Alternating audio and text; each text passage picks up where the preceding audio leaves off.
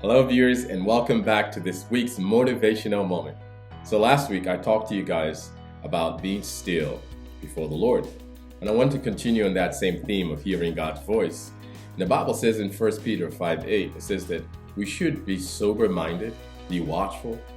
The adversary, your enemy, moves around like a roaring lion looking for whom he will devour. It's very important that we understand that the devil can't devour everyone. He's looking for whom he will devour. See, when we fully understand the meaning of that word, sober-minded, then we will realize who the devil can devour. That word, sober-minded, is the Greek word nepho, and it means to be calm, to be collected in spirit. It means to be in your right mind. It also means circumspectly.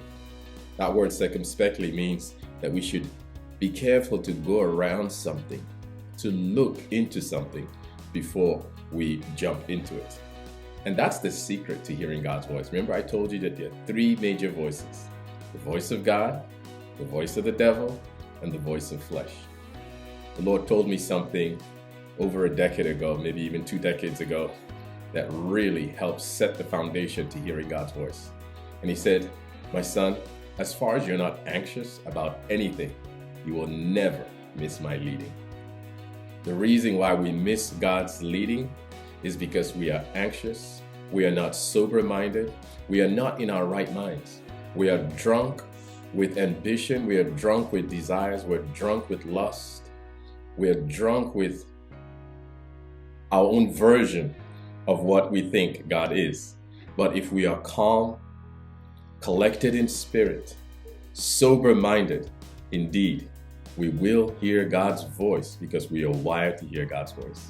Like I shared last week, 1 Corinthians 6:17 says, "You who are joined with Christ have become one with Him." That's the Greek word haste.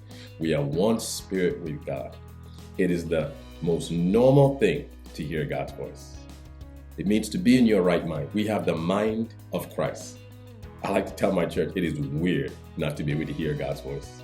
We see in the Bible, the only time that Jesus ever really struggled to hear God's voice for a minute or a couple of hours was when He was drunk with fear, overwhelmed with fear. He wasn't in His right mind for a couple of hours.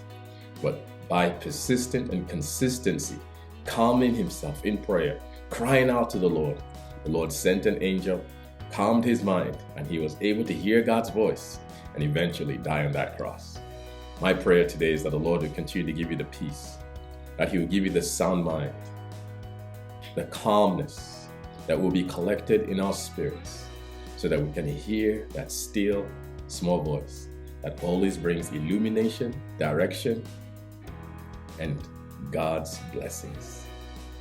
I am Pastor Phil, and this is my Motivational Moment. God bless you.